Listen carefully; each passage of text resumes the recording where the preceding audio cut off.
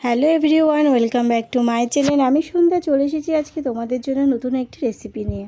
অনেক দিন যাবতীয় ভিডিও দেওয়া হচ্ছে না, তো আবারও আমি নতুন করে শুরু করছি ভিডিও দেওয়া। আশা করছি তোমরা সবাই খুবই ভালো আছো, আমিও খুবই ভালো আছি।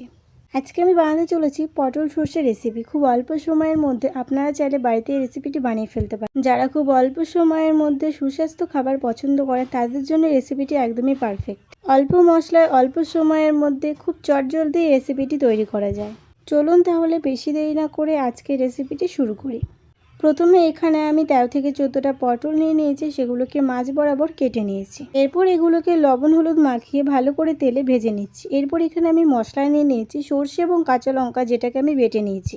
এছাড়া অন্য কোনো মশলার প্রয়োজন এখানে নেই, এই দুটো মাত্র মশলাকে বেটে নিলেই হয়ে যাবে। এরপর এখানে দেখো পটলগুলো ভাজা হয়ে গেছে। এরপর এর মধ্যে আমি মশলাগুলো দিয়ে দেবো। মশলাগুলো দিয়ে বেশ কিছুক্ষণ এখানে আমি নাড়াচাড়া করে নেব।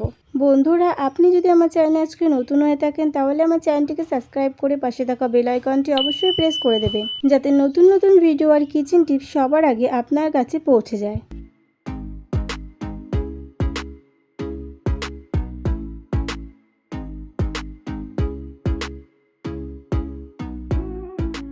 বেশ কিছুক্ষণ নাড়াচাড়া করার পর এর মধ্যে আমরা দিয়ে দেবো লবণ আর হলুদ।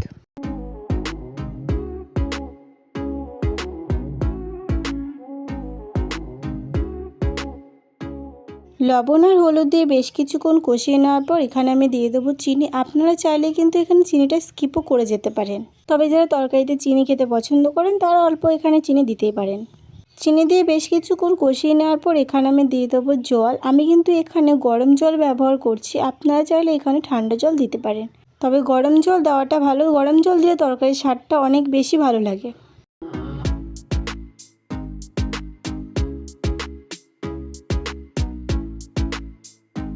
এখানে আমি 1 কাপ গরম জল দিচ্ছি, এখানে খুব বেশি পরিমাণে জল দেওয়ার প্রয়োজন নেই।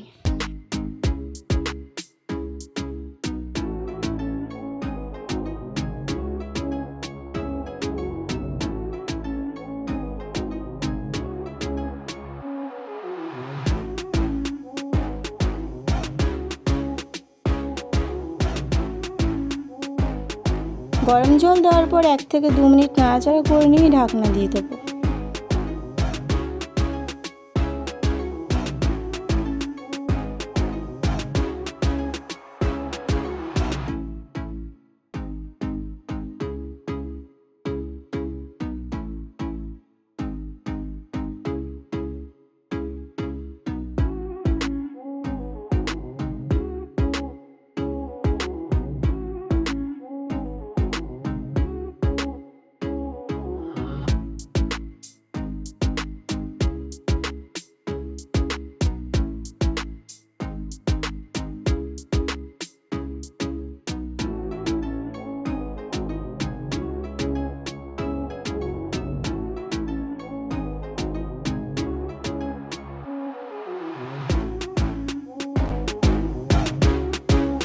হয়ে গেছে আমাদের পটল সর্ষের রেসিপি। যদি তোমাদের রেসিপিটি ভালো লেগে থাকে তাহলে আমার চ্যানেলটিকে সাবস্ক্রাইব করে নেবে, ভিডিওতে একটি লাইক করে দেবেন এবং সুন্দর একটি কমেন্ট করে পাশে থাকবেন।